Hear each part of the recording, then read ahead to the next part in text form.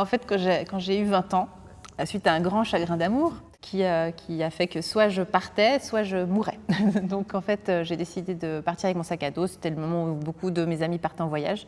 J'ai ouvert la mappemonde, j'ai un peu planté pratiquement au hasard et puis j'ai vu c'était marqué Népal. Je suis allée m'acheter un guide de voyage et puis c'était marqué dans le guide que c'était un pays favorable pour une femme voyageant seule.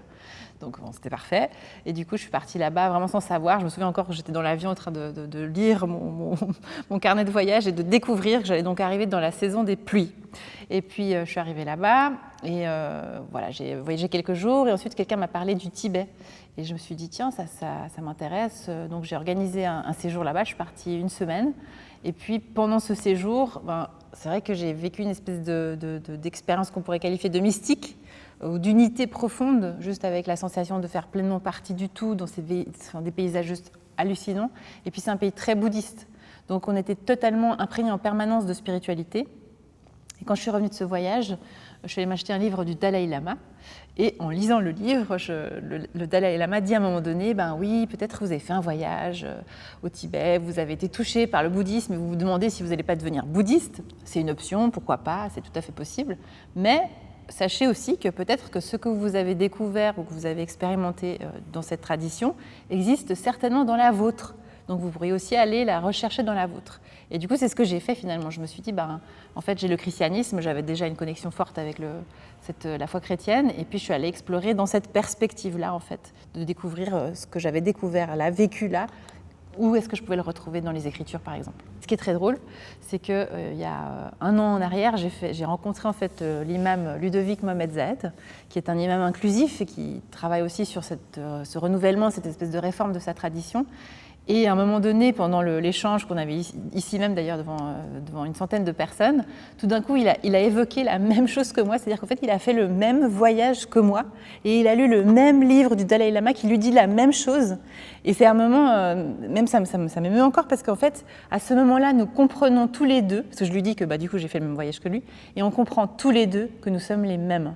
C'est-à-dire qu'en fait, nous avons juste fait la même chose, nous avons chacun exploré dans notre tradition la source profonde, et comme l'eau de source est la même, nous savions à ce moment-là qu'il n'y avait plus de frontières, plus de barrières, plus besoin de se dire « je suis juif, je suis musulman, je suis… » Non, en fait, on est juste des frères et sœurs, et on est ancrés dans ce grand amour de qu'est Dieu. Pendant que j'étais jeune, mon catéchisme, le cursus de confirmation, je l'ai fait avec un pasteur qui était un pasteur anarchiste révolutionnaire, comme il se qualifiait lui-même. Enfin, c'est vrai, il a fait la révolution en Argentine. Et du coup, il avait déjà une vision de Jésus qui était très habitée par la théologie de la libération, tout ça. Et c'était très incarné, c'était très social. C'était vraiment ce Jésus qui allait vers tout le monde. Et puis ça me parlait beaucoup. Et j'ai croché en lisant les évangiles. Ça, c'est toujours quelque chose aussi que je me demande toujours pourquoi. Mais moi, je suis allée ouvrir les évangiles parce qu'on ne lisait pas beaucoup la Bible dans mon caté. Mais il nous parlait beaucoup de ça. Du coup, je suis allée explorer, et puis j'étais fascinée par ça.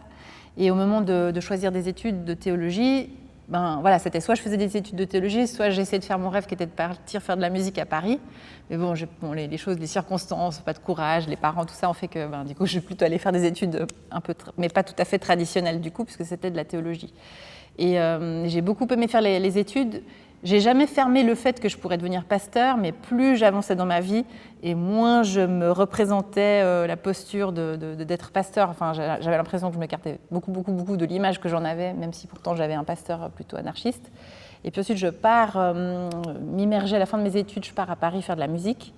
Et là, je coupe complètement. C'est-à-dire, j'ai pas du tout de pratique d'église, enfin rien du tout. Je suis juste immergée dans la musique.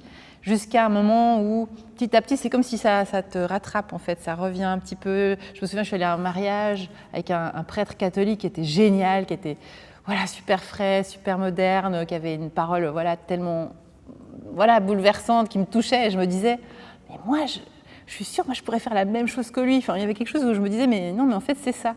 Et puis, à un moment donné, pendant mes années parisiennes, c'est là que je rencontre mon mari, et ça aussi, ça me réconcilie sur beaucoup de choses, parce qu'en fait, moi, j'ai toujours été en quête d'amour absolu, et puis forcément, quand on est en quête de cet amour absolu, on rencontre beaucoup d'amour qui ne fonctionne pas, on va dire, enfin, on fait beaucoup d'expériences d'échecs, et avec Victor, en fait, il y a quelque chose qui commence à se réconcilier en moi, donc quelque chose qui commence à s'apaiser, et c'est ça aussi qui fait que du coup, je commence à me réinterroger, mais en fait, qu'est-ce que j'ai envie de faire, parce que je vois que la musique, j'aime beaucoup ça, mais ça ne me remplit pas totalement, c'est comme s'il me manque une facette. Et donc, j'ai un pasteur ici de Genève qui est un peu mon pasteur mentor, qui s'appelle Roland Benz. Et c'est lui, en fait, qui me donne vocation. Il me dit, mais écoute, si tu reviens à Genève, fais ton stage et deviens pasteur. Sauf que moi, là, je suis à 10 000 km de penser que je suis pasteur, parce que moi, je me vois comme une espèce de rock'n'roll bohémienne qui n'est pas rattrapable. Enfin, je ne vois pas du tout comment je pourrais être pasteur. Et puis, petit à petit, ça fait son chemin. Et je pose ma candidature. Puis, je me dis, de toute façon, ils vont bien voir que ça ne matche pas, quoi. Et en fait, non, ils me prennent. Et puis du coup, là, c'est 6 mois de montagne russe. Je me souviens avec Victor, c'est 6 mois de montagne. Ah, ça va être génial. Mais non, mais qu'est-ce que je vais faire là-bas? Mais ça va être génial. Et finalement, je mets le premier pied dans le stage à Genève. En plus, on me met à la cathédrale Saint-Pierre, donc quand même le truc super, a priori un peu austère, bien le truc carré, lourd, etc., un peu réformé, calviniste et tout. Et en fait, pas du tout. Le premier jour, je me sens mais comme un poisson dans l'eau. Et là, je me dis, en fait, je suis au bon endroit. C'est ça. Mais ça, c'est un moment de fulgurance. Après, tu as des mois et des mois où, de nouveau, il y a plein d'interrogations. Mais est-ce que c'est ça? Est-ce que c'est pas ça? Et puis, ça se poursuit encore. Parce que je pense qu'une vocation, c'est toujours à revisiter et à redécouvrir. Mais en fait, tu as besoin de moi, pourquoi? Et d'ailleurs, ça me fait penser, il y a un verset qui m'a beaucoup aidée. C'est dans 1 Corinthiens 7.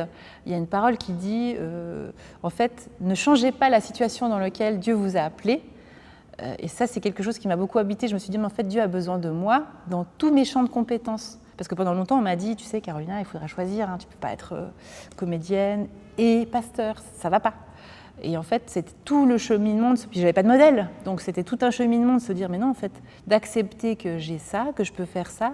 Et qu'en fait, c'est d'ailleurs même pour ça que Dieu avait besoin de moi. Donc, voilà, c'est un long cheminement, la vocation. Ouais.